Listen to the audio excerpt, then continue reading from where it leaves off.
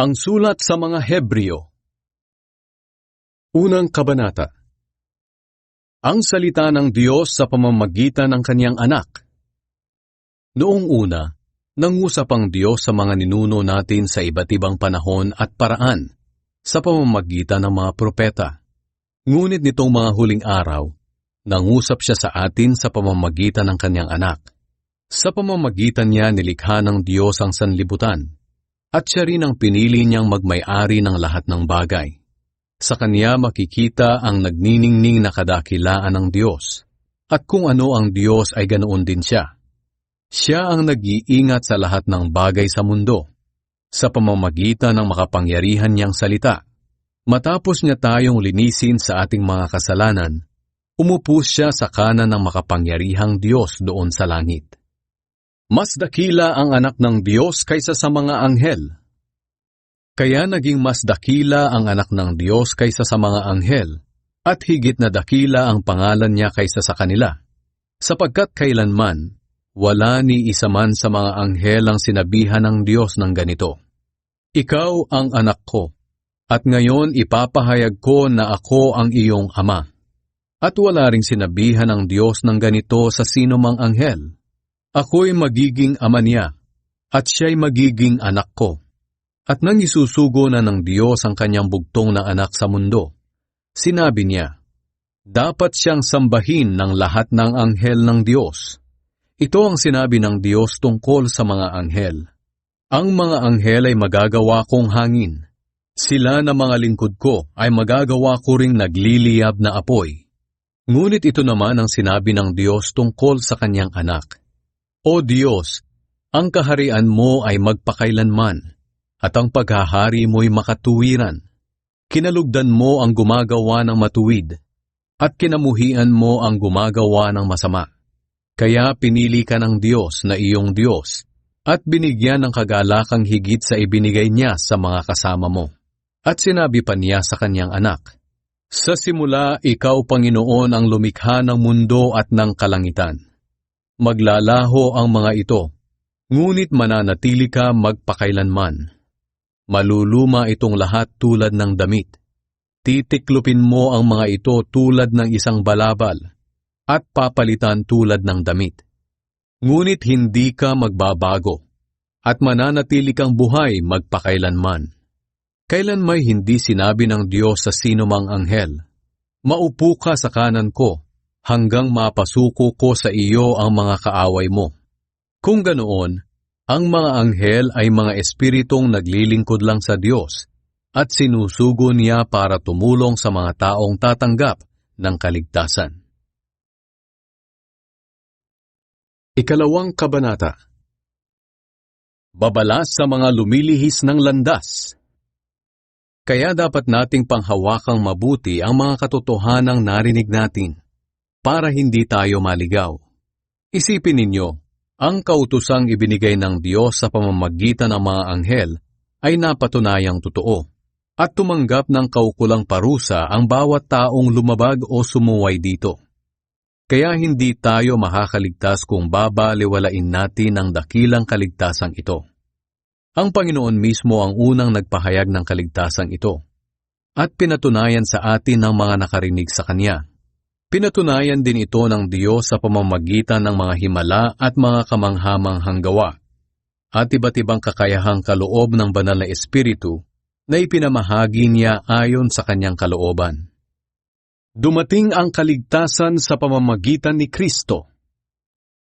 Ngayon, tungkol sa mundong darating na sinasabi namin, hindi ito ipinamahala ng Diyos sa mga anghel, sapagkat ito ang sinasabi ng kasulatan. O Diyos, ano ba ang tao upang inyong alalahanin? Sino nga ba siya upang inyong kalingain?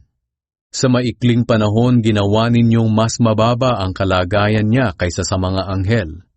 Ngunit pinarangalan niyo siya bilang hari, at ipinasakop niyo sa kanyang kapangyarihan ang lahat ng bagay. Ang sinasabi ng kasulatan na ipinasakop ang lahat ng bagay sa tao ay nangangahulugang darating ang araw na walang anumang bagay na hindi maipapasakop sa tao. Pero ngayon hindi pa natin nakikita na sakop ng tao ang lahat ng bagay. Ngunit kung tungkol kay Jesus, alam natin na sa maikling panahon naging mas mababa ang kalagayan niya kaysa sa mga anghel, para maranasan niyang mamatay para sa lahat sa pamamagitan ng biyaya ng Diyos. At ngayon, binigyan siya ng karangalan at kadakilaan dahil tiniis niya ang kamatayan. Ginawa ng Diyos ang lahat ng bagay at ginawa niya ito para sa sarili niya. Kaya marapat lang na pumayag siyang maghirap si Jesus para lubos na magampanan ni Jesus ang nararapat bilang pinagmumulan ng kaligtasan. Sa ganoon, maraming mga tao ang magiging kaniyang mga anak na kanyang mapaparangalan. Si Jesus ang naglilinis ng ating mga kasalanan, at ang kanyang Ama ay siya rin nating Ama. Kaya hindi niya ikinakahiya na ituring tayong mga kapatid niya. Ito ang sinabi niya sa kanyang Ama. Ipapahayag ko sa aking mga kapatid ang mga ginawa mo, at aawit ako ng papuri sa iyo sa piling ng mga sumasamba sa iyo. Sinabi rin niya, magtitiwala ako sa Diyos. At idinagdag pa niya, narito ako, kasama ang mga anak ng Diyos na kanyang ibinigay sa akin. At yamang ang mga anak ng Diyos na binanggit niya ay mga taong may laman at dugo. Naging tao rin si Jesus upang sa pamamagitan ng kanyang kamatayan, ay malupig niya ang diablo na siyang may kapangyarihan sa kamatayan. Sa ganitong paraan, pinalaya niya sila na naging alipin ng takot sa kamatayan sa buong buhay nila. Kaya malinaw na hindi ang mga anghel ang tinutulungan ni Jesus, kundi ang lahi ni Abraham. Ito ang dahilan kung bakit kinailangang magkatawang tao ni Jesus, upang maging katulad siya ng mga kapatid niya sa lahat ng bagay. Sa ganoon siya ay magiging punong pari nila na maawain at tapat, na makapaghahandog sa Diyos para sa kapatawaran ng mga kasalanan ng tao. At dahil siya mismo ay nakaranas ng paghihirap ng tinukso siya, matutulungan niya ang mga dumaranas ng tukso. Ikatlong kabanata.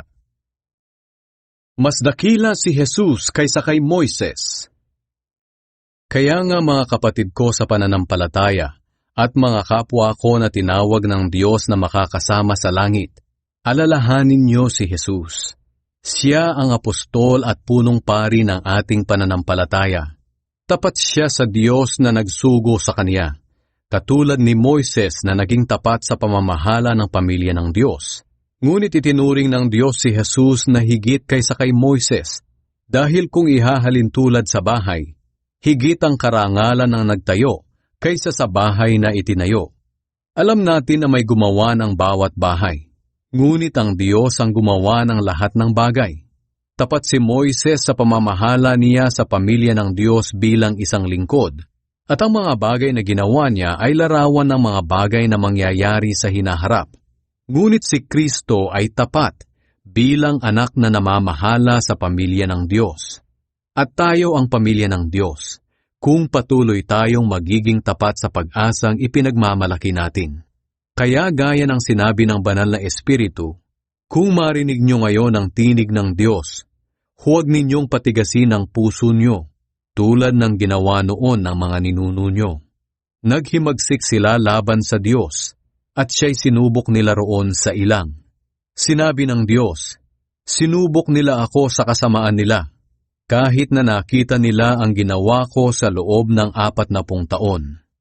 Kaya galit na galit ako sa henerasyong ito at sinabi ko, laging lumalayo ang puso nila sa akin, at ayaw nilang sumunod sa mga itinuturo ko sa kanila.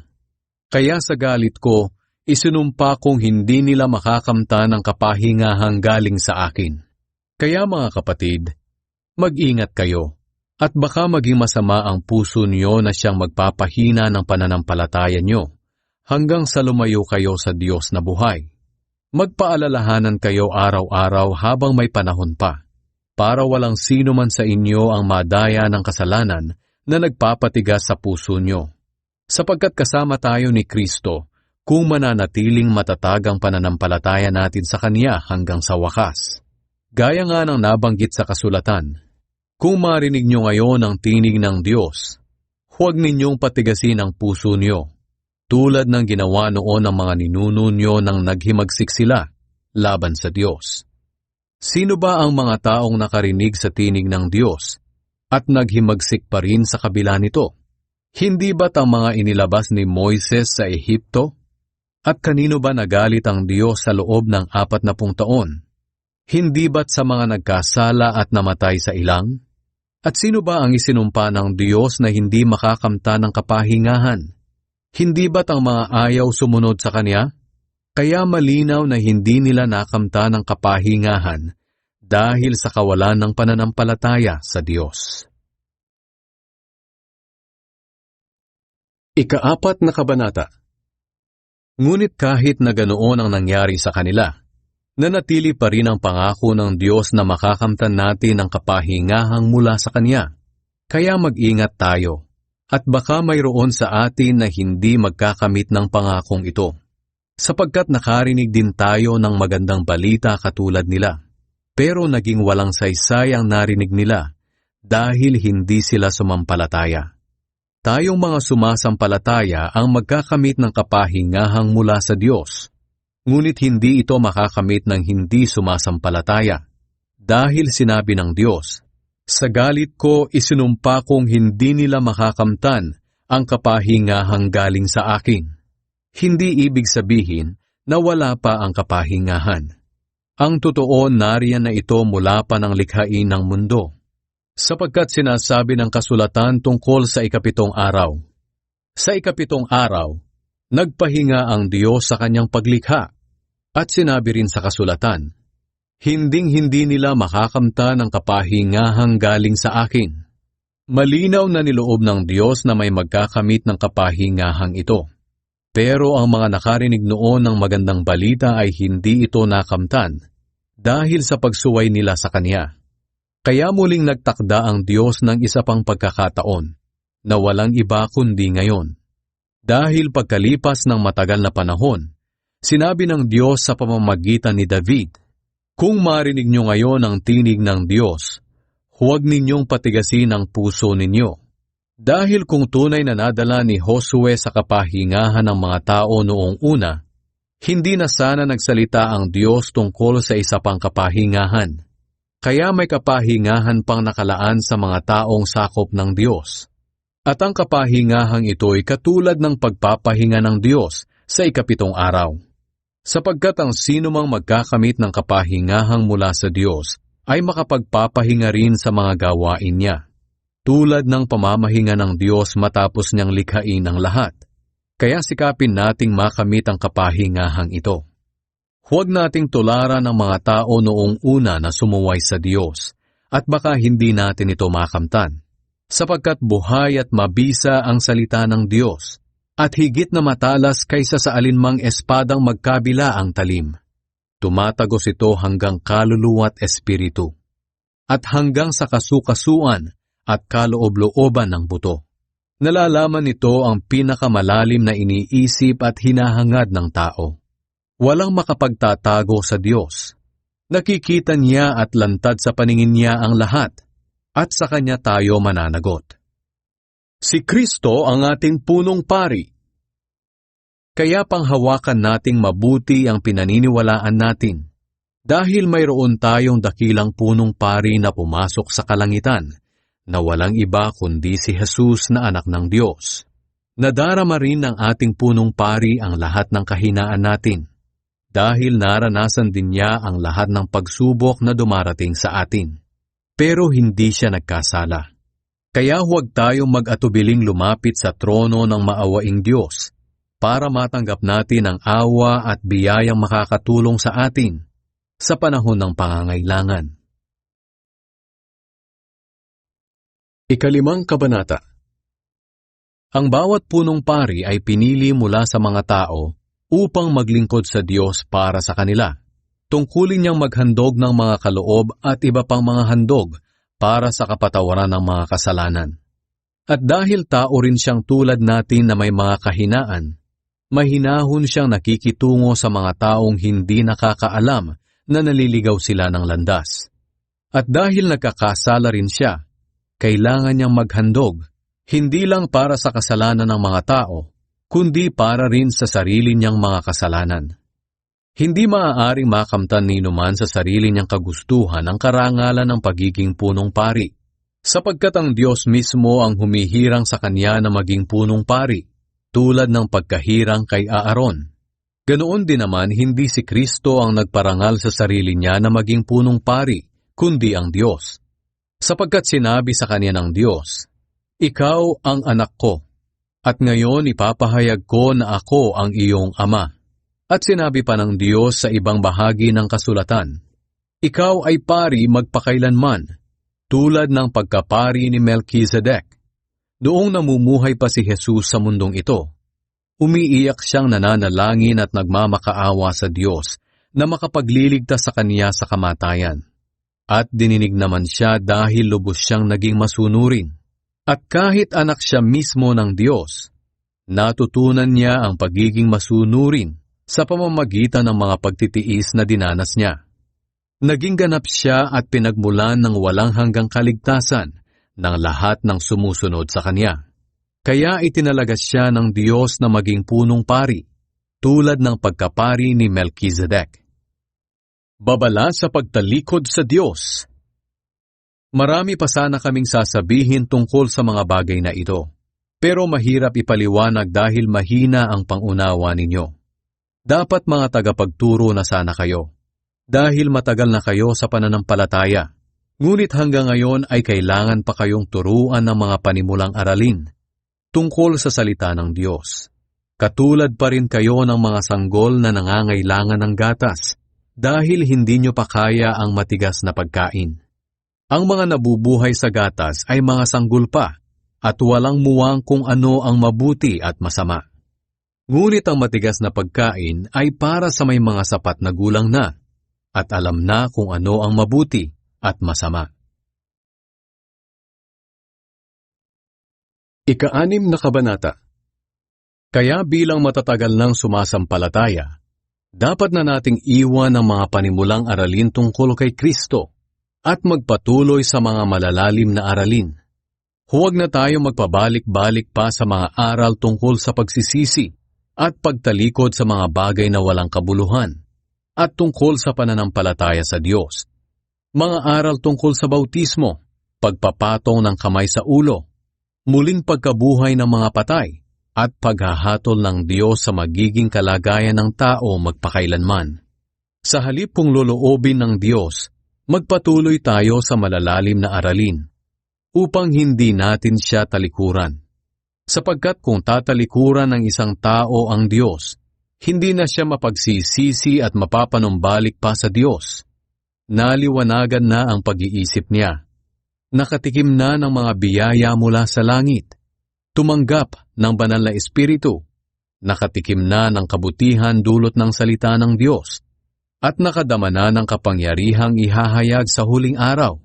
Pagkatapos kung tumalikod pa rin siya sa Diyos, hindi na siya mapagsisisi at mapapanumbalik sa Diyos, dahil para na rin niyang ipinako muli sa krus at dinala sa kahihiyan ang anak ng Diyos. Tulad tayo ng lupang pinagpapala ng Diyos, na matapos tumanggap ng masaganang ulan, ay tinutubuan ng mga halamang pakikinabangan ng magsasaka. Ngunit kung matitinik na mga halaman lang ang tumutubo roon, wala itong pakinabang. Nanganganib itong sumpain na lang ng Diyos, at sa bandang huli ay susunugin. Mga minamahal, kahit na ganito ang sinasabi namin, nakakatiyak kaming nasa mabuti kayong kalagayan tungkol sa kaligtasan ninyo. Makatarungan ng Diyos, at hindi niya magagawang kalimutan ang inyong mabubuting gawa, at ang pagmamahal na ipinakita ninyo sa Kanya at patuloy na ipinapakita sa pamamagitan ng pagtulong sa mga kapwa pinabanal ng Diyos. Nais naming patuloy na maging masigasig ang bawat isa sa inyo sa pag-asa niyo sa Diyos hanggang sa wakas, para makamtan ninyo ang inaasahan ninyo. Huwag kayong maging tamad. Sa halip tularan niyo ang mga tao na tumatanggap ng mga ipinangako ng Diyos sa pamamagitan ng pananampalataya nila at pagtitiis. Tiyak ang pangako ng Diyos. Tingnan niyo ang karanasan ni Abraham. Nang mangako ang Diyos kay Abraham, hindi siya gumamit ng ibang pangalan para patunayan ang pangako niya. kundi ginamit niya ang sarili niyang pangalan dahil wala nang makahihigit pa sa kanya. Sinabi niya, "Talagang pagpapalain kita at pararamihin ko ang lahi mo." At pagkatapos ng matiyagang paghihintay, natanggap ni Abraham ang mga ipinangako sa kanya. Nanunumpa ang mga tao sa pangalan ng Diyos na mas nakahihigit sa kanila para paniwalaan sila at wala ng pag-usapan pa. Ganito rin ang ginawa ng Diyos noon sa mga taong pinangakuan niya. Ipinakita niya sa kanila sa pamamagitan ng panunumpa na tutuparin niya ang pangako niya. At ang dalawang bagay na ito, ang pangako niya at panunumpa, ay hindi mababago dahil hindi magagawang magsinungaling ng Diyos. Kaya tayong mga nagpakalinga sa Kanya ay may matibay na pag-asang pinanghahawakan na gagawin niya ang ipinangako niya sa atin. Ang pag-asang ito ay matibay tulad ng angkla at ito ay nagbibigay kapanatagan sa buhay natin dahil umaabot ito sa pinakabanal na lugar kung saan nauna nang pumasok si Jesus para sa atin. Siya ang punong pari natin magpakailanman, katulad ng pagkapari ni Melchizedek. Ikapitong kabanata. Ang paring si Melchizedek. Itong si Melchizedek ay hari noon sa Salem at pari ng kataas-taasang Diyos. Nang pauwi na si Abraham mula sa pakikipaglaban sa mga haring nilupig niya, sinalubong siya ni Melchizedek at pinagpala. Pagkatapos ibinigay sa kanya ni Abraham ang ikapu ng lahat ng nasamsam niya sa labanan. Ang kahulugan ng pangalang Melchizedek ay hari ng katuwiran. At dahil hari siya ng Salem, nangangahulugan na siya'y hari ng kapayapaan. Walang naisulat tungkol sa kanyang ama at ina o maging sa mga ninuno niya. At wala ring naisulat tungkol sa kanyang kapanganakan at kamatayan. Katulad siya ng anak ng Diyos. Ang pagkapari niya'y walang hanggan. Isipin niyo na lang kung gaano kadakila si Melchizedek. Kahit na si Abraham na ama ng ating lahi, ay nagbigay sa kanya ng ikapu mula sa lahat ng nasamsam niya sa labanan. Ayon sa kautusan ni Moises, ang mga paring mula sa lahi ni Levi ang siyang tatanggap ng ikapu mula sa mga kapwa nila Hudyo, kahit na nagmula silang lahat kay Abraham. Hindi kabilang si Melchizedek sa lahi ni Levi, pero tumanggap siya ng ikapu mula kay Abraham at pinagpala pa niya si Abraham, ang taong pinangakuan ng Diyos.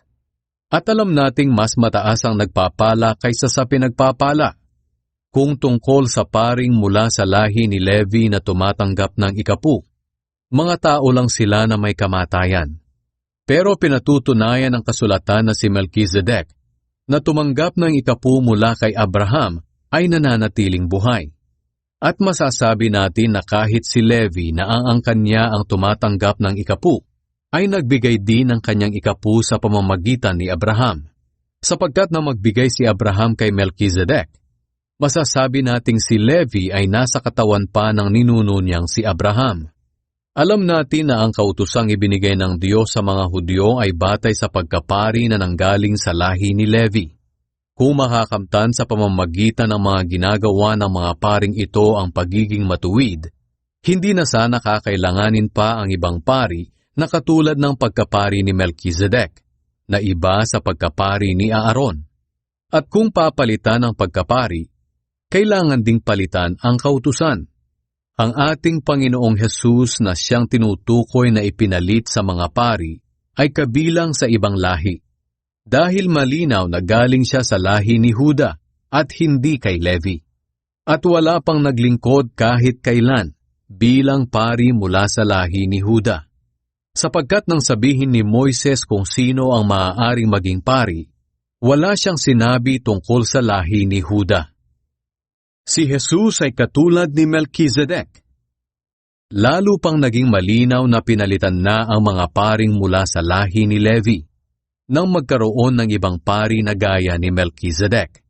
Naging pari siya, hindi dahil sa lahi niya ayon sa kautusan, kundi dahil sa makapangyarihan niyang buhay na walang hanggan, sapagkat ito ang sinasabi ng kasulatan tungkol sa kanya.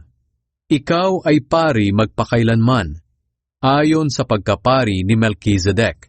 Kaya nga pinalitan na ng Diyos ang dating kautusan, dahil mahina ito at hindi makakatulong sa atin, sapagkat walang matuwid sa paningin ng Diyos sa pamamagitan ng pagsunod sa kautusan. Ito ang dahilan kung bakit tayo binigyan ngayon ng mas mabuting pag-asa, at sa pamamagitan nito'y makakalapit na tayo sa Diyos. Mas mabuti ang bagong pag-asang ito, dahil nilakipan ito ng Diyos ng panunumpa. Hindi siya nanumpa ng gawin niyang mga pari ang lahi ni Levi, pero nanumpa siya ng gawin niyang pari si Jesus. Ito ang sinasabi ng kasulatan. Sumumpa ang Panginoon na ikaw ay pari magpakailanman, at hindi magbabago ang pasya niya. Kaya si Jesus ang naging katiyakan natin sa isang mas mabuting kasunduan. Maraming pari noon, dahil kapag namatay ang isa, pinapalitan siya ng isa upang maipagpatuloy ang mga gawain nila bilang mga pari. Ngunit si Jesus ay walang kamatayan, kaya hindi na ililipat sa iba ang pagkapari niya. Kaya maililigtas niya ng lubos ang sinumang lumalapit sa Diyos sa pamamagitan niya. Dahil nabubuhay siya magpakailanman upang mamagitan para sa kanila. Kaya si Jesus ang punong pari na kailangan natin. Banal siya, walang kapintasan, walang kasalanan, hiwalay sa mga makasalanan, at itinaas ng higit pa sa kalangitan. Hindi siya katulad ng ibang punong pari na kailangang maghandog araw-araw para sa kasalanan niya, at pagkatapos para naman sa mga kasalanan ng mga tao.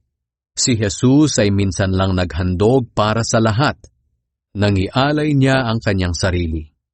Ang mga tao na naging punong pari ayon sa kautusan ay may mga kahinaan.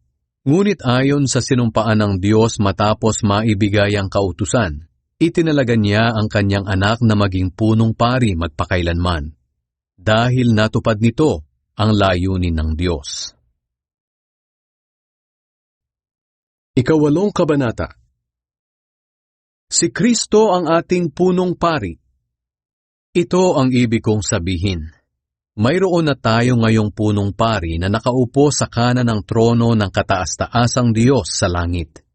Naglilingkod siya bilang punong pari sa pinakabanal na lugar na hindi tao ang gumawa, kundi ang Panginoon mismo. Ang bawat punong pari ay itinalagang mag-alay ng mga handog at kaloob.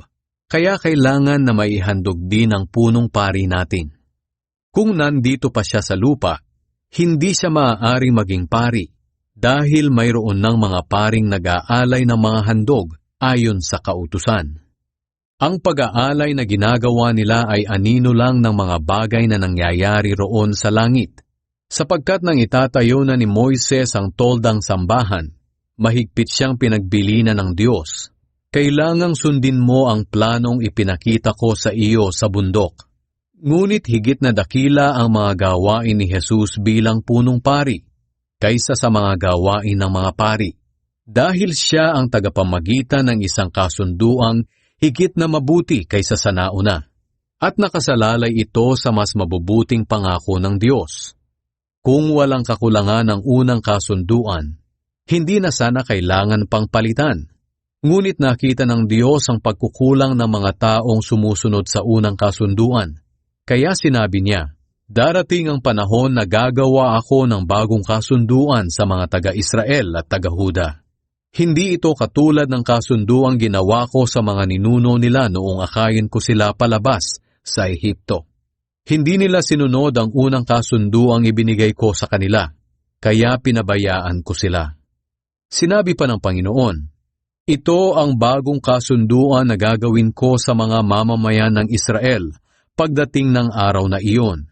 Itatanim ko sa isipan nila ang mga utos ko, at isusulat ko ang mga ito sa mga puso nila. Ako ang magiging Diyos nila, at sila naman ang magiging bayan ko. Hindi na nila kailangan pang turuan ng mga kababayan o kapatid nila na kilalanin ang Panginoon, sapagkat kikilalanin nila akong lahat, mula sa pinakamababa hanggang sa pinakadakila, sapagkat patatawarin ko ang kasamaan nila at lilimutin ko na ang mga kasalanan nila.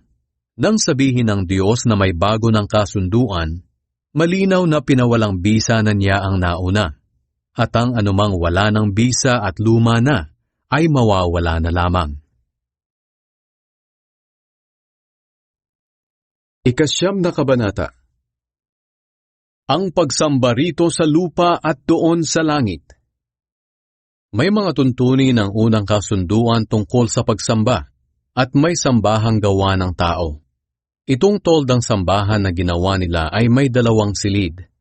Ang unang silid ay ang banal na lugar, kung saan naroon ang ilawan, ang mesa, at ang tinapay na handog sa Diyos. Ang ikalawang silid ay ang pinakabanal na lugar. Naroon ang gintong altar na pinagsusunugan ng insenso at ang kahon ng kasunduan na nababalutan ng ginto. Nasa loob ng kahon ang lalagyang ginto na may lamang mana, ang tungkod ni Aaron na nagkasibol, at ang malapad na mga bato kung saan nakaukit ang mga utos ng Diyos. Sa ibabaw ng kahon ay may mga kerubin na nagpapahiwatig ng presensya ng Diyos. At nilililiman ng mga pakpak nito ang lugar na iyon kung saan pinapatawad ng Diyos ang mga kasalanan ng tao. Ngunit hindi namin ito maipapaliwanag ng detalyado sa ngayon. Ganoon ang pagkakaayaw sa loob ng toldang sambahan, at araw-araw pumapasok ang mga pari sa unang silid ng tolda para gampanan ang tungkulin nila. Ngunit ang punong pari lang ang nakakapasok sa pinakabanal na lugar, at minsan lang sa isang taon.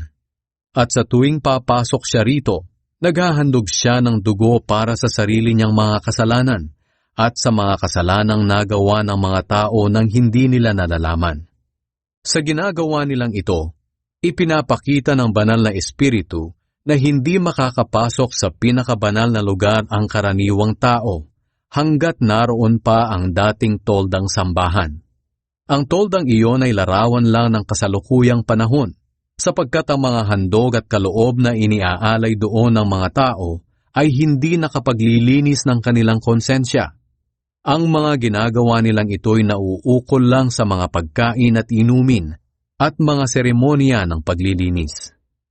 Mga tuntuning panlabas lamang ito na ipinapatupad hanggang sa dumating ang bagong pamamaraan ng Diyos. Ngunit dumating na si Kristo na punong pari ng bagong pamamaraan, na higit na mabuti kaysa sa dati. Pumasok siya sa mas dakila at mas ganap na tolda na hindi gawa ng tao, at wala sa mundong ito. Minsan lang pumasok si Kristo sa pinakabanal na lugar, at hindi dugo ng kambing o ng guya ang dala niya, kundi ang sarili niyang dugo. At sa pamamagitan ng kaniyang dugo, tinubos niya tayo sa mga kasalanan natin magpakailanman. Ayon sa kautusan, kung itinuturing na marumi ang isang tao, kailangan siyang wisikan ng dugo ng kambing at toro, at ng abo ng guya para maging malinis. Kung nakakalinis ang mga ito, di lalo na ang dugo ni Kristo. Sa pamamagitan ng walang hanggang banal na espiritu, inialay ni Kristo ang sarili niya bilang handog na walang kapintasan sa Diyos. Ang dugo niya ang lilinis sa ating puso't isipan para matalikuran natin ang mga gawaing walang kabuluhan at paglingkuran ng Diyos na buhay. Kaya si Kristo ang ginawang tagapamagitan sa atin at sa Diyos sa bagong kasunduan. Sapagkat sa pamamagitan ng kanyang kamatayan, tinubos niya ang mga taong lumabag sa unang kasunduan. Dahil dito matatanggap ng mga tinawag ng Diyos ang walang hanggang pagpapala na ipinangako niya. Maihahalin tulad ito sa isang huling testamento na kailangang mapatunayan na namatay na ang gumawa nito. Dahil wala itong bisa habang nabubuhay pa siya. Nagkakabisa lang ang isang testamento kapag namatay na ang gumawa nito. Kaya maging ang unang kasunduan ay kinailangang pagtibayin sa pamamagitan ng dugo. Sapagkat nang ipahayag ni Moises ang kautusan sa mga tao, kumuha siya ng dugo ng mga guyat kambing at hinaluan ng tubig. Isinawsaw niya rito ang balahibo ng tupa na kinulayan ng pula na nakatali sa sanga ng isopo. Pagkatapos, winisikan niya ang aklat ng kautusan at ang mga tao. At sinabi niya, Ito ang dugong nagpapatibay sa kasunduang ibinigay at ipinatutupad sa inyo ng Diyos. Winisikan din niya ng dugo ang toldang sambahan at ang lahat ng bagay doon na ginagamit sa pagsamba. Ayon sa kautusan, nililinis sa pamamagitan ng dugo ang halos lahat ng bagay na ginagamit sa pagsamba. At kung walang pagbubuhos ng dugo bilang handog sa Diyos, wala ring kapatawaran ng mga kasalanan. Kaya kailangang linisin sa pamamagitan ng ganitong paraan ng paghahandog ang mga bagay sa sambahang ito na larawan lang ng mga bagay na nasa langit. Pero nangangailangan ng mas mabuting handog ang mga bagay na nasa langit, sapagkat hindi pumasok si Kristo sa isang banal na lugar na gawa ng tao at larawan lang ng mga bagay na nasa langit, kundi sa langit mismo. Siya ngayon ay namamagitan para sa atin sa harap ng Diyos. Ang punong pari ng mga Hudyo ay pumapasok sa pinakabanal na lugar bawat taon na may dalang dugo ng hayop. Ngunit si Kristo ay minsan lamang naghandog ng kanyang sarili at hindi na niya ito inulit-ulit pa. Dahil kung kailangang ulit-ulitin, maraming beses sanang nagdusa si Kristo mula pa ng likhain ng mundo. Pero minsan lamang siya naparito sa mundo para alisin ang mga kasalanan natin sa pamamagitan ng paghahandog ng kanyang sarili. Ginawa niya ito nitong mga huling araw. Itinakda sa mga tao ang mamatay ng minsan at pagkatapos nito'y ang paghuhukom ng Diyos. Ganoon din naman, minsan lang namatay si Kristo nang inihandog niya ang kanyang sarili para alisin ang kasalanan ng mga tao. At muli siyang babalik dito sa mundo. Hindi na para akuing muli ang kasalanan ng mga tao, kundi para iligtas ang mga taong naghihintay sa Kanya. Ikasampung Kabanata. Ang kautusan ay anino lang ng mabubuting bagay na darating. Kailanman ay hindi ito nakakapagpabanal sa mga taong lumalapit sa Diyos sa pamamagitan ng mga handog na iniaalay nila taon-taon. Dahil kung napatawad na sila sa pamamagitan ng mga handog, hindi na sana sila uusigin ng kanilang budhi at hindi na nila kailangang maghandog pa. Ngunit ang paghahandog na ginagawa nila taon-taon ay siya pang nagpapaalala sa mga kasalanan nila. Dahil hindi makapag-aalis ng kasalanan ang dugo ng mga toro at kambing na inihahandog nila. Kaya nga nang dumating si Jesus dito sa mundo, sinabi niya sa kanyang ama, "Hindi mo nagustuhan ang mga handog at kaloob ng mga tao, kaya binigyan mo ako ng katawan na ihahandog ko. Hindi ka nasiyahan sa mga handog na sinusunog at mga handog sa paglilinis. Kaya sinabi ko sa iyo, narito ako para tuparin ang kalooban mo, O Diyos, ayon sa nasusulat sa kasulatan tungkol sa akin." Una, sinabi ni Kristo na hindi nagustuhan ng Diyos ang mga handog at kaloob. At hindi siya nasiyahan sa mga handog na sinusunog at mga handog sa paglilinis, kahit na ipinapatupad ito ng kautusan. Pagkatapos sinabi niya sa kanyang ama, "Nandito ako para sundin ang kalooban mo." Kaya inalis ng Diyos ang dating paraan ng paghahandog upang palitan ang paghahandog ni Kristo. At dahil sinunod ni Hesukristo ang kalooban ng Diyos, nilinis niya tayo sa mga kasalanan natin sa pamamagitan ng minsang paghahandog ng sarili niya. Naglilingkod ang mga pari araw-araw at paulit-ulit na nag-aalay ng ganoon ding mga handog na hindi naman nakapag-aalis ng kasalanan. Ngunit si Kristo ay minsan lamang naghandog para sa ating mga kasalanan at hindi na ito mauulit kailanman. Pagkatapos nito, umupo na siya sa kanan ng Diyos. At hinihintay na lang niya ngayon ang panahong pasukuin sa kanya ng Diyos ang mga kaaway niya. Kaya sa pamamagitan lang ng minsang paghahandog, ginawa niyang ganap magpakailanman ang mga pinabanal niya. Ang banal na Espiritu mismo ang nagpapatotoo tungkol dito. Sapagkat sinabi niya, "Ganito ang bagong kasunduan na gagawin ko sa kanila sa darating na panahon," sabi ng Panginoon. "Ilalagay ko ang aking mga utos sa puso nila at itatanim ko ang mga ito sa kanilang isipan." Dagdag pa niya, "Tuluyan ko nang lilimutin ang mga kasalanan at kasamaan nila.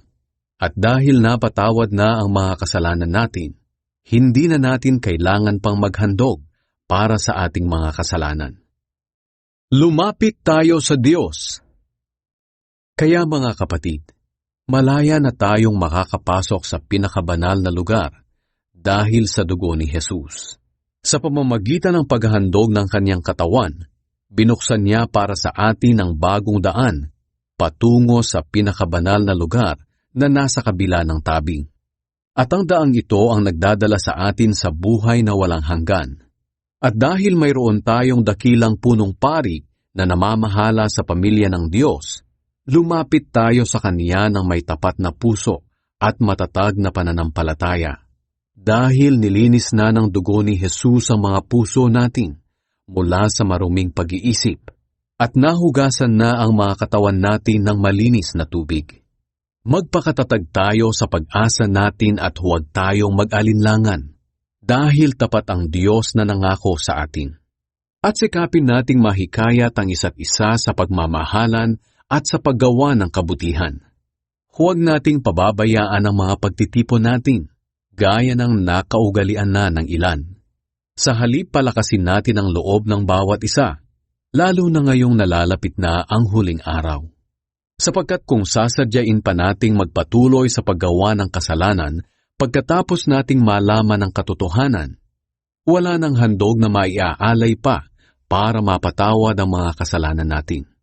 Tanging ang nakakatakot na paghuhukom at nagliliyab na apoy ang naghihintay sa mga taong kumakalaban sa Diyos. Ipinapapatay noon ng walang awa ang lumalabag sa kautusan ni Moises kapag napatunayan ng 2 o 3 saksi ang paglabag niya. Gaano pa kaya kabigat ang parusang tatanggapin ng taong lumapastangan sa anak ng Diyos at nagpawalang halaga sa dugo na nagpatibay sa kasunduan ng Diyos at naglinis sa mga kasalanan niya? Talagang mas mabigat ang parusa sa mga taong ito na humamak sa maawaing banal na espiritu. Sapagkat kilala natin ang Diyos na nagsabi, "Ako ang maghihiganti, ako ang magpaparusa." At mayroon ding nakasulat na ganito, "Hahatulan ng Panginoon ang mga taong sakop niya." Kakilakilabot ang kahihinatnan ng mga hahatulan ng Diyos na buhay. Alalahanin niyo ang nakaraang panahon. Noong una kayong naliwanagan, dumaan kayo sa matinding hirap, pero tiniis niyo ito at hindi kayo nadaig. Kung minsan inaalipusta kayo at pinag-uusig sa harapan ng mga tao. At kung minsan na may dinadamayan nyo ang mga kapatid na dumaranas ng ganitong pagsubok, dinadamayan nyo ang mga kapatid na nakabilanggo. At kahit inagawan kayo ng mga ari-arian, tiniis nyo ito ng may kagalakan, dahil alam ninyong mayroon kayong mas mabuting kayamanan na hindi mawawala kailanman. Kaya huwag kayong mawawala ng pananalig sa Diyos, dahil may malaking gantimpalang nakalaan para sa inyo. Kailangan ninyong magtiis para masunod nyo ang kalooban ng Diyos at matanggap nyo ang ipinangako niya. Sapagkat sinasabi sa kasulatan, "Sandaling panahon na lang at darating na siya, hindi na siya magtatagal, at mabubuhay ang taong itinuring kong matuwid dahil sa pananampalataya niya. Ngunit kung tumalikod siya sa akin, hindi ko na siya kalulugdan." Ngunit hindi tayo kabilang sa mga tumatalikod sa Diyos at napapahamak, kundi kabilang tayo sa mga sumasampalataya at naliligtas. 11 Kabanata. Mga dakilang halimbawa ng pananampalataya. Ang pananampalataya ay ang katiyakan na matatanggap natin ang mga bagay na inaasahan natin. At ito ang pagiging sigurado sa mga bagay na hindi natin nakikita. Dahil sa pananampalataya ng mga ninuno natin, kinalugdan sila ng Diyos.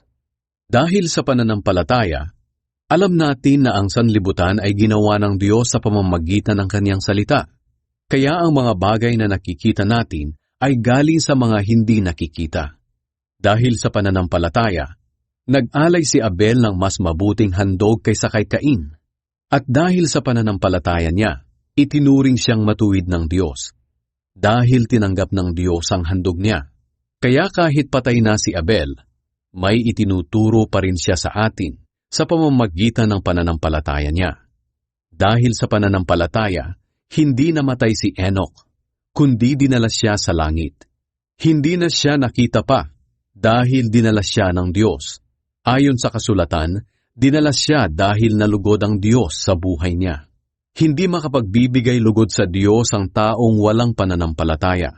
Dahil ang sinumang lumalapit sa Kanya ay dapat maniwalang may Diyos at nagbibigay siya ng gantimpala sa mga taong humahanap sa Kanya. Dahil sa pananampalataya, pinakinggan ni Noe ang babala ng Diyos tungkol sa mga bagay na mangyayari kahit hindi pa niya nakikita. Kaya gumawa siya ng isang barko para mailigtas niya ang kanyang sarili at ang pamilya niya. At sa pananampalataya niya, hinatulan ng mga tao sa mundo, pero itinuring siyang matuwid ng Diyos. Dahil sa pananampalataya, sinunod ni Abraham ang utos ng Diyos na pumunta sa lugar na ipinangako sa kanya. Umalis siya sa bayan niya kahit hindi niya alam kung saan siya pupunta. Dahil din sa pananampalataya, nanirahan si Abraham sa lupaing ipinangako sa kaniya ng Diyos, kahit nasa tolda lang siya tumira na parang isang dayuhan. Tumira rin sa tolda ang anak niya na si Isaac at apong si Jacob, na mga tagapagmana rin ng pangako ng Diyos, sapagkat ang talagang inaasahan ni Abraham ay isang lungsod na may matibay na pundasyon, na ang Diyos mismo ang nagplano at nagtayo. Dahil sa pananampalataya, nagkaanak si Abraham kahit na matanda na siya at baog ang asawa niyang si Sarah. Dahil naniwala si Abraham, natuto pa rin ng Diyos ang pangako niya na magkakaanak si Sarah. Kaya mula kay Abraham na wala ng pag-asang magkaanak pa, nagmula ang isang lahi na kasindami ng mga bituin sa langit at buhangin sa dalampasigan. Ang lahat ng taong ito'y namatay na sumasampalataya. Hindi man nila natanggap ang mga pangako ng Diyos noong nabubuhay pa sila. Natitiyak naman nilang darating ang araw na matatanggap nila ang kanilang hinihintay. Itinuring nilang mga dayuhan ang sarili nila at naninirahan lang sa mundong ito. Ang mga taong may ganitong pananaw ay nagpapahiwatig na naghahanap sila ng sariling bayan. Kung ang bayang iniwan nila ang iniisip nila, may pagkakataon pa silang makabalik, ngunit hinahangad nila ang mas mabuting lugar, at ito'y walang iba kundi ang lungsod na nasa langit. Kaya hindi ikinakahiya ng Diyos na siya'y tawagin nilang Diyos, dahil ipinaghanda niya sila ng isang lungsod. Dahil sa pananampalataya, handang ihandog ni Abraham ang kaisa-isa niyang anak na si Isaac nang subukin siya ng Diyos. Kahit na alam niyang si Isaac ang ipinangako ng Diyos na pagmumulan ng kanyang lahi, handa pa rin niya itong ialay, sapagkat nanalig si Abraham na kung mamamatay si Isaac, muli siyang bubuhayin ng Diyos. At ganoon nga ang nangyari. Parang bumalik sa kaniya si Isaac mula sa kamatayan. Dahil sa pananampalataya, binasbasan ni Isaac sina Jacob at Esau para maging mabuti ang hinaharap nila. Dahil sa pananampalataya, binasbasan ni Jacob ang mga anak ni Jose bago siya namatay. At sumamba siya sa Diyos habang nakatukod sa kaniyang tungkod. Dahil sa pananampalataya, sinabi ni Jose nang malapit na siyang mamatay na aalis ang mga Israelita sa Ehipto at ipinagbilin niyang dalhin nila ang mga buto niya kapag umalis na sila. Dahil sa pananampalataya, hindi natakot sumuway ang mga magulang ni Moises sa utos ng hari.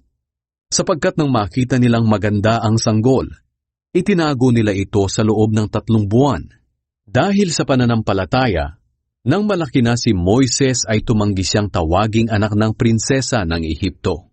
Mas ginusto niyang makibahagi sa paghihirap na dinaranas ng mga taong sakop ng Diyos kaysa lasapin ang mga panandaliang kaligayahan na dulot ng kasalanan. Itinuring niyang mas mahalaga ang maalipusta para kay Kristo kaysa sa mga kayamanan ng Ehipto. Dahil inaasam niya ang gantimpalang matatanggap niya. Dahil sa pananampalataya, iniwan ni Moises ang Ehipto at hindi siya natakot kahit na magalit ang hari sa kanya. Nanindigan siya dahil parang nakita niya ang Diyos na hindi nakikita. Dahil sa pananampalataya niya, sinimulan niya ang pagdaraos ng pista ng paglampas ng anghel. Inutusan niya ang mga Israelita na pahiran ng dugo ng tupa ang mga pintuan nila para maligtas ang mga panganay nila sa anghel napapatay sa mga panganay ng mga Ehipsyo. Dahil sa pananampalataya, nakatawid ang mga Israelita sa dagat na pula na parang dumadaan sa tuyong lupa. Pero nang sinubukang tumawid ng mga humahabol na Ehipsyo, nalunod sila. Dahil sa pananampalataya, gumuho ang mga pader ng Jericho, matapos itong ikutan ng mga Israelita sa loob ng 7 araw. Dahil sa pananampalataya, tinulungan ni Rahab na babaeng bayaran ng mga espiya at hindi siya pinatay kasama ng mga kababayan niyang suwail sa Diyos. Kailangan ko pa bang magbigay ng maraming halimbawa? Kakapusin ako ng panahon kung iisa-isahin ko pa ang mga ginawa ni Gideon, Barak, Samson, Heftah, David, Samuel, at ng iba pang mga propeta. Dahil sa pananampalataya nila, nilupig nila ang mga kaharian, namahala sila ng may katarungan, at tinanggap nila ang mga ipinangako ng Diyos. Dahil sa pananampalataya nila, hindi sila ginalaw ng mga leon, hindi sila napaso sa nagliliyab na apoy, at nakaligtas sila sa kamatayan sa pamamagitan ng espada. Ang iba sa kanila ay mahihina, pero pinalakas sila ng Diyos. At naging makapangyarihan sila sa digmaan at nilupig ang mga dayuhang hukbo. May mga babae naman na dahil sa pananampalataya nila sa Diyos, ay muling nabuhay ang kanilang mga anak na namatay. Ang iba namang sumasampalataya sa Diyos ay pinahirapan hanggang sa mamatay. Tinanggihan nila ang alok na kalayaan, kapalit ng pagtalikod nila sa kanilang pananampalataya. Dahil nalalaman nilang darating ang araw na bubuhayin sila ng Diyos at matatanggap nila ang mas mabuting gantimpala. Ang iba naman ay dumanas ng mga pandalait at panghahagupit dahil sa pananampalataya nila. At ang iba ay ikinadena at ibinilanggo. Pinagbabato ang iba hanggang sa mamatay.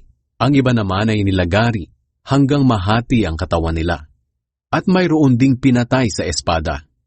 Ang ilan sa kanila ay nagdamit na lang ng balat ng tupa at kambing. Naranasan nilang maghikahos, usigin at apihin.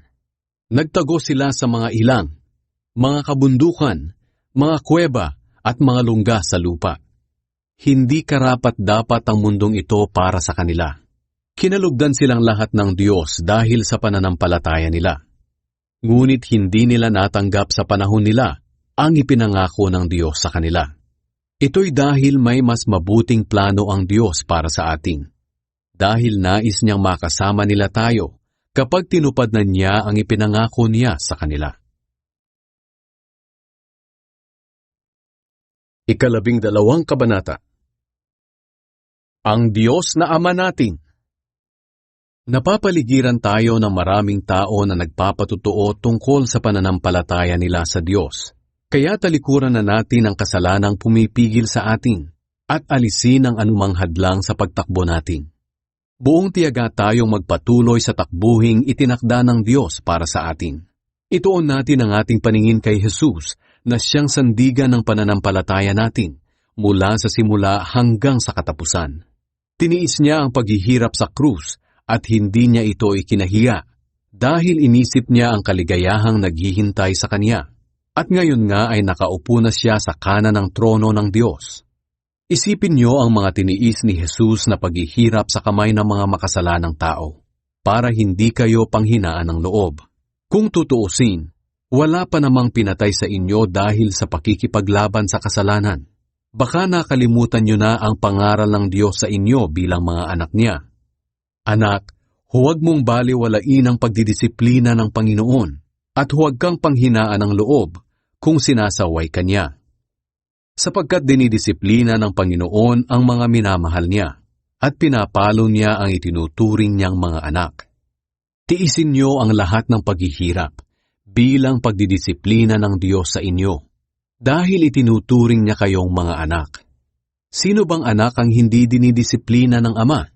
Kung hindi kayo dinidisiplina ng Diyos gaya ng pagdidisiplina niya sa lahat ng anak niya, hindi kayo mga tunay na anak, kundi mga anak sa labas. Kahit ang mga ama natin dito sa lupa ay dinidisiplina tayo. At sa kabila nito, iginagalang natin sila. Kaya lalong dapat tayong magpasakop sa pagdidisiplina ng ating Ama na nasa langit para maging mabuti ang pamumuhay natin. Sa maikling panahon, dinidisiplina tayo ng mga ama natin dito sa lupa ayon sa inaakala nilang mabuti. Ngunit ang pagdidisiplina ng Diyos ay laging para sa ikabubuti natin upang maging banal tayong gaya niya. Habang dinidisiplina tayo, hindi tayo natutuwa, kundi nasasaktan. Ngunit ang ibubunga naman ito sa bandang huli ay ang mapayapa at matuwid na pamumuhay. Mga babala at biling. Kaya palakasin ninyo ang sarili nyo at patibayin ang inyong loob. Lumakad kayo sa matuwid na daan upang ang mga kapatid na sumusunod sa inyo na mahihina ang pananampalataya ay hindi matisod at mapilayan, kundi lumakas. Pagsikapan ninyong mamuhay ng may mabuting relasyon sa lahat ng tao, at magpakabanal kayo. Sapagkat kung hindi banal ang pamumuhay nyo, hindi nyo makikita ang Panginoon. Ingatan nyo na walang sino man sa inyo ang tatalikod sa biyaya ng Diyos. At huwag ninyong hayaang umira lang samaan ng loob sa inyo, at marami ang madamay.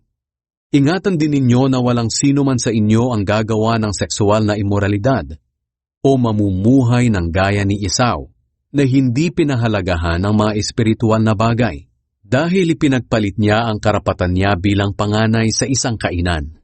At alam nyo na rin na pagkatapos ay hiningi ni Esau sa kanyang ama ang pagpapalang nauukol sa panganay, pero tinanggihan siya, sapagkat hindi na mababago ang ginawa niya, anumang pagsisikap at pag-iyak ang gawin niya. Ang paglapit nyo sa Diyos ay hindi katulad ng paglapit ng mga Israelita noon. Lumapit sila sa isang bundok na nakikita nila, ang bundok ng Sinai, na may nagliliyab na apoy, may kadiliman, at malakas na hangin. Nakarinig din sila ng tunog ng trumpeta, at boses ng nagsasalita, at nang marinig nila ang boses na iyon, nagmakaawa silang huwag na itong magsalita pa sa kanila. Dahil hindi nila makayanan ang utos na ito. Ang sino mang tumapak sa bundok, kahit hayop, ay babatuhin hanggang sa mamatay.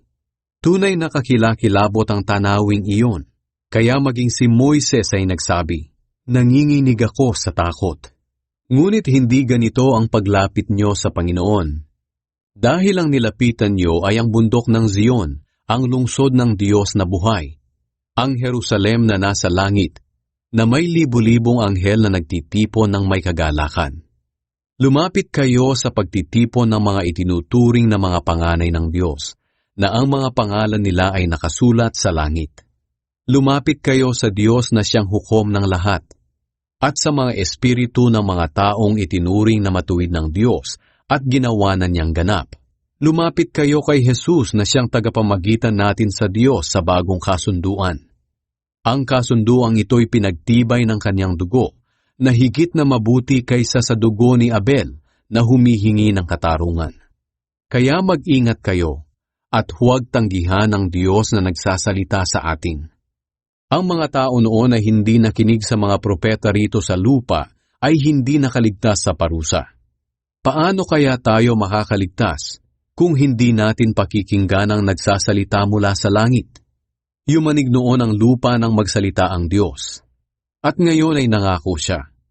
Minsan ko pang yayanigin ang mundo, pati na rin ang langit. Ang katagang minsan pa ay nagpapahiwatig na aalisin ng Diyos ang lahat ng nilikha niya na nayayanig, para manatili ang mga bagay na hindi nayayanig. Kaya magpasalamat tayo sa Diyos, dahil kabilang na tayo sa kaharian niya na hindi nayayanig. Sambahin natin siya sa paraang kalugod-lugod, na may takot at paggalang sa Kanya. Dahil kapag nagparusa ang ating Diyos, ito'y parang apoy na nakakatupok. 13 Kabanata. Ang paglilingkod na nakalulugod sa Diyos. Magpatuloy kayo sa pag-iibigan bilang magkakapatid kay Kristo. Huwag ninyong kalimutang patuloyin ang mga dayuhan sa tahanan ninyo. May mga taong gumawa niyan noon, at hindi nila alam na mga anghel na pala ang mga bisita nila. Damayan ninyo ang mga kapatid na nasa bilangguan, na parang nakabilanggo rin kayong kasama nila. At damayan din ninyo ang mga kapatid na pinagmamalupitan, na para bang dumaranas din kayo ng ganoon. Dapat ninyong pahalagahan ang pag-aasawa, at dapat ninyong iwasan ang pangangalunya, sapagkat hahatulan ng Diyos ang mga nangangalunya at ang mga immoral. Iwasan niyo ang pagiging sakim sa salapi. Maging kontento kayo sa anumang nasa inyo, sapagkat sinabi ng Diyos, hinding-hindi ko kayo iiwan o pababayaan man. Kaya buong pagtitiwalang masasabi natin, ang Panginoon ang tumutulong sa akin, kaya hindi ako matatakot. Ano ang magagawa ng tao laban sa akin? Alalahanin niyo ang mga dating namuno sa inyo na nagbahagi sa inyo ng salita ng Diyos. Isipin niyo kung paano silang namuhay at namatay na may pananampalataya. Sila ang tularan ninyo. Si Hesukristo ay hindi nagbabago. Kung ano siya noon, ganoon din siya ngayon at magpakailanman. Huwag kayong padadala sa kung ano-anong mga aral na iba sa natutunan ninyo.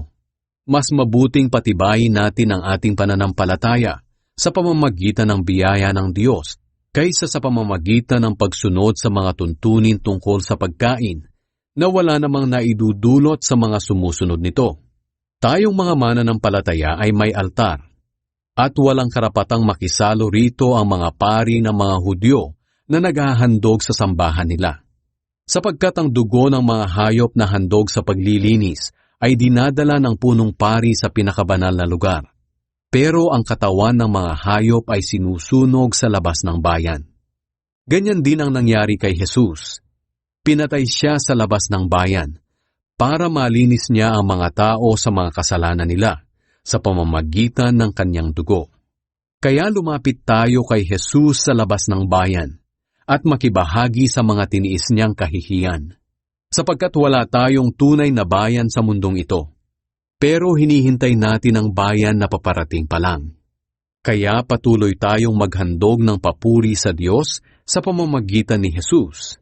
Ito'y ang mga handog na nagmumula sa mga labi natin at nagpapahayag ng pagkilala natin sa Kanya. At huwag nating kalimutan ang paggawa ng mabuti at pagtulong sa iba. Dahil ang ganitong uri ng handog ay kalugod-lugod sa Diyos. Sundin niyo ang mga namumuno sa inyo at magpasakop kayo sa kanila, dahil sila ang nangangalaga sa espiritual ninyong kalagayan. At alam nilang may pananagutan sila sa Diyos sa pangangalaga nila sa inyo. Kung susundin niyo sila, magiging masaya sila sa pagtupad ng tungkulin nila. Ngunit kung hindi, malulungkot sila at hindi ito makakatulong sa inyo. Ipanalangin niyo kami, dahil sigurado kaming malinis ang mga konsensya namin, sapagkat hinahangad naming mamuhay ng marangal sa lahat ng bagay. At lalo ninyong ipanalangin na makabalik ako sa inyo sa lalong madaling panahon. Idinadalangin ko rin kayo sa Diyos na siyang pinagmumulan ng kapayapaan. Siya ang bumuhay sa ating Panginoong Hesus na ating dakilang pastol. At dahil sa kanyang dugo, pinagtibay niya ang walang hanggang kasunduan. Naway ipagkaloob niya sa inyo ang lahat ng inyong kailangan para masunod ninyo ang kalooban niya. At sa pamamagitan ni Hesukristo, naway gawin niya sa atin ang kalugod-lugod sa kanyang paningin. Purihin natin siya magpakailanman. Amen. Huling bilin. Mga kapatid, nakikiusap ako sa inyo na pakinggan ninyong mabuti ang mga payo ko, dahil maikli lang ang sulat na ito. Gusto ko ring malaman nyo na pinalaya na sa bilangguan ng kapatid nating si Timoteo. At kung makarating agad siya rito, isasama ko siya pagpunta ko riyan. Ikumusta nyo kami sa mga namumuno sa inyo at sa lahat ng mga pinabanal ng Diyos. Kinukumusta kayo ng mga kapatid nating taga-Italia. Pagpalain nawa kayong lahat ng Diyos.